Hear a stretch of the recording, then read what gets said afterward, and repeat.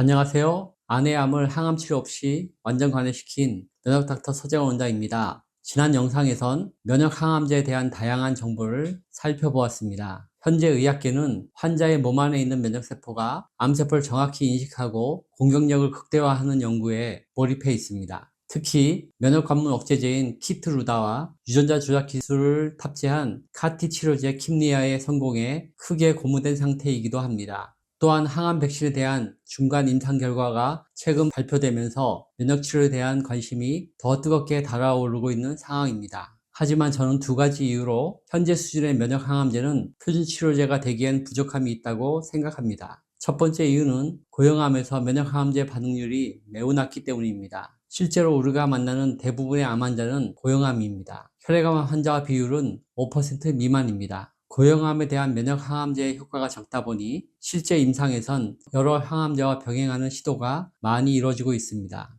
면역 관문 억제제인 키트루라다는 세포독성 항암제와 병행하는 경우가 많습니다. 작년부터 일부 말기 혈액암 환자에게 보험 급여가 되기 시작한 유전자 조작 방식의 킴리아는 고형암엔 아직 효과가 없습니다. 최근 모더나의 mRNA 방식 항암 백신도 중간 임상 시험 결과 발표해서 면역 관문 억제제를 같이 사용했습니다. 이렇게 단독이 아닌 병합 치료를 시도하는 이유는 단독으로 암 사이즈를 줄이거나 생존 기간을 늘리는 효과가 미흡하기 때문이라 생각합니다. 암 사이즈 축소, 재발률 감소, 생존 기간 증가 세 가지 중 두 가지는 일정 수준 이상 만족스러운 결과가 있어야 하는데 부족해 보입니다. 두 번째 이유는 심각한 부작용 때문입니다. 많은 암 환자분들은 면역 항암제는 부작용이 거의 없거나 경미하다는 말을 의료진으로부터 듣곤 합니다. 하지만 진료실에서 면역 항암 치료를 받는 분들을 만나보면 결코 경미한 것만은 아닙니다. 면역 항암제도 우리 몸의 여러 장기에서 독성을 나타냅니다. 뇌, 간, 폐, 위, 신장, 대장과 소장, 간, 혈관과 신경에 이르기까지 독성에 따른 부작용 발생 빈도가 매우 높은 편입니다. 면역 항암제의 대표적인 부작용은 과도한 면역 반응에 따른 전신 염증 증상입니다. 부작용이 나타나면 고열이 나거나 극심한 피로감 혹은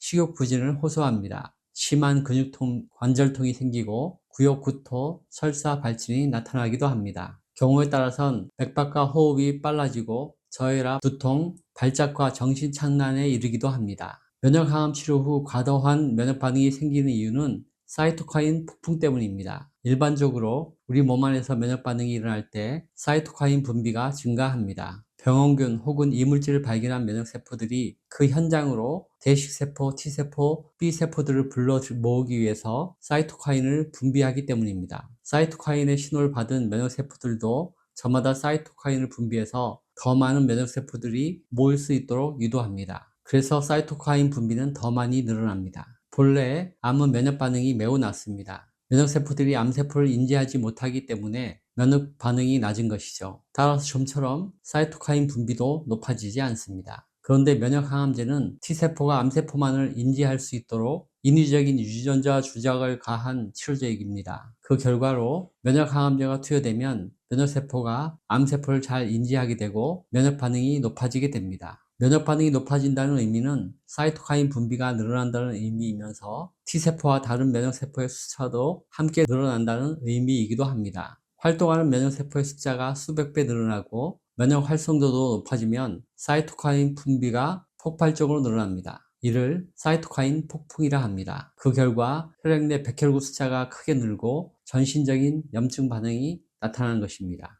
정상적인 면역 반응에 의해서 면역세포가 늘거나 사이토카인 분비가 늘어나면 우리 몸의 면역 시스템은 이를 조절할 수 있습니다. 적절한 반응보다 과잉된 면역세포의 숫자를 줄이고 사이토카인 분비도 줄입니다. 하지만 면역 항암 치료는 인위적으로 면역 반응을 극대화하는 치료이기 때문에 면역 시스템의 조절 범위를 초월합니다. 그래서 인위적인 개입으로 면역 반응을 줄일 수밖에 없습니다. 가장 일반적인 방법이 고용량 스테로이드 주사 혹은 경구 복용 방법입니다. 우리 이런 면역 과잉 반응, 즉 사이토카인 폭풍 현상을 최근 수년간 매일 뉴스로 접한 적이 있습니다. 코로나 감염자 중 생명을 위협할 정도로 심각해 중환자실에 입원하거나 에크모 치료를 받는 경우가 이에 해당합니다. 과도한 염증 반응이 일어나면 환자의 심장과 폐 기능이 심각하게 망가지고 전신에 산소를 전달할 수 없는 상태에 이를 수 있습니다. 중환자실에 입원하지 않았더라도 폐 기능이 심각하게 나빠지고 관절염이 심각해지거나 암이 심해진 경우가 많이 있습니다.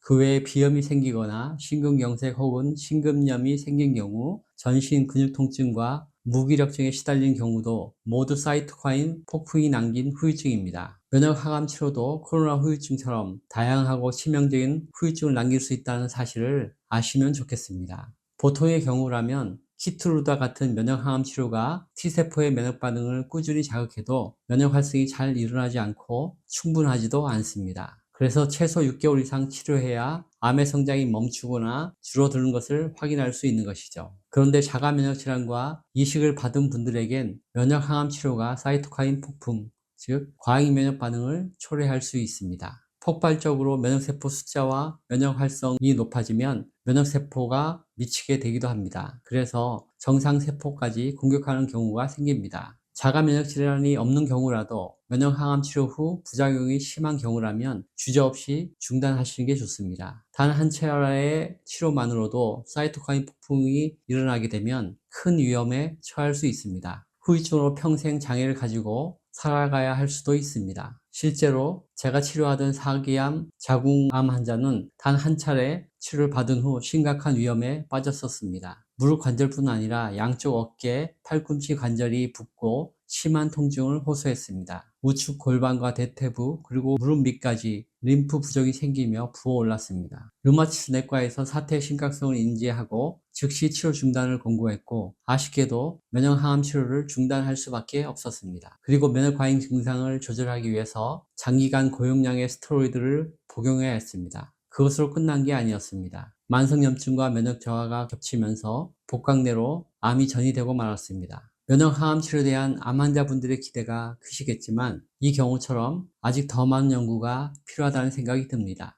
효과는 높이고 부작용은 줄여야 합니다. 지나치게 높은 가격 부담도 해결해야 할 숙제입니다. 현 단계에선 면역 항암 치료에 지나친 기대를 걸기보다 삶의 질을 높이고 장기 생존도 가능한 방법을 찾아 실천하시는 게 좋겠다는 생각입니다. 이 영상이 면역 항암제의 위험성에 대해서 이해하시는데 도움이 되었으면 좋겠습니다. 영상이 도움이 되셨다면 좋아요, 구독, 알림 설정 부탁드립니다.